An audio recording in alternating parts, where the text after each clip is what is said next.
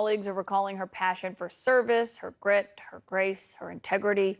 As the first chairwoman of the Senate Intelligence Committee, she released a report on the CIA's torture program after 9/11 in defiance of national security officials and then President Obama. History will judge us by our commitment to a just society governed by law and the willingness to face an ugly truth and say never again. There may never be the right time to release this report, but this report is too important to shelve indefinitely. That report on how the CIA detained and interrogated suspected terrorists is a big part of her legacy. And the lead investigator for that report, Daniel Jones, is with me now. And Daniel, I'm so grateful that you're joining me here to talk about that massive part of her legacy. But I mean, first, just given the work that you did for her, I want to get your reaction to her passing tonight. Well, thank you so much for having me. I mean, it's an honor to speak about Senator Feinstein's legacy. She was a trailblazer. She was a leader. That report, which was so important to our country to make sure that we don't engage in those activities again, simply wouldn't have happened without Senator Feinstein. Yeah, it is such a defining aspect of that. And you're talking about how it wouldn't have happened without her. I mean, it pitted her against two different presidents from two different parties. How significant, in your view, is the role that she played in a public accounting of the CIA's conduct? Well, as people know, Senator Feinstein was one of the biggest supporters of the intelligence community, of the Department of Defense.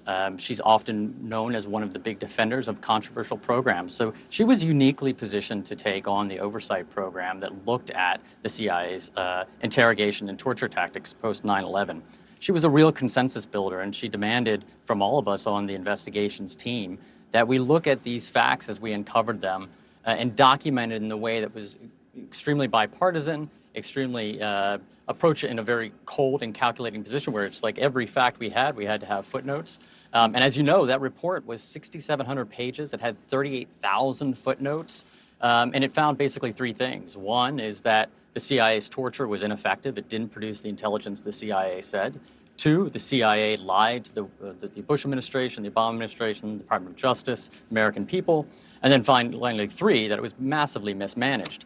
And as you know, she went up against both the Bush and the Obama administrations to get that report finally released, or at least an executive summary of about 500 pages released. Yeah, and she felt that the redactions in it were worth actually getting what was able to get out there. I mean, she faced so many objections about this. You know, at the time, the FBI, DHS, they were warning law enforcement agencies about being on heightened alert in light of that report. And she was talking to my colleague Wolf Blitzer at the time about it and defended it, telling him this. Was it worth it to release this report today if, in fact, American lives, whether diplomats, military personnel, civilians, are going to be in danger? Look, there is no perfect time to release this report. This began 12 years ago. There have been attacks without this report coming out. This doesn't mean that we shouldn't clean our house. And I think John McCain said it very well of what America is all about. We admit our mistakes. We commit ourselves to never let these mistakes happen again. Obviously, McCain's support was so critical at that time. If she had not gotten this release, Daniel, where do you think the U.S. would be? Well, I mean, I don't think we would have the facts out on the table as we have them. I mean, Dianne Feinstein did not think our country was perfect, but she thought what made it great was our ability to shine a flashlight on our problems and correct them and make sure they don't happen ever again. And again, that report would not exist without her steadfast leadership. Would not exist without her leadership. Your work on that as well, Daniel Jones. Thank you for joining us on such a big part of her legacy tonight. Thank you. My pleasure. And we are live tonight also on Capitol Hill as President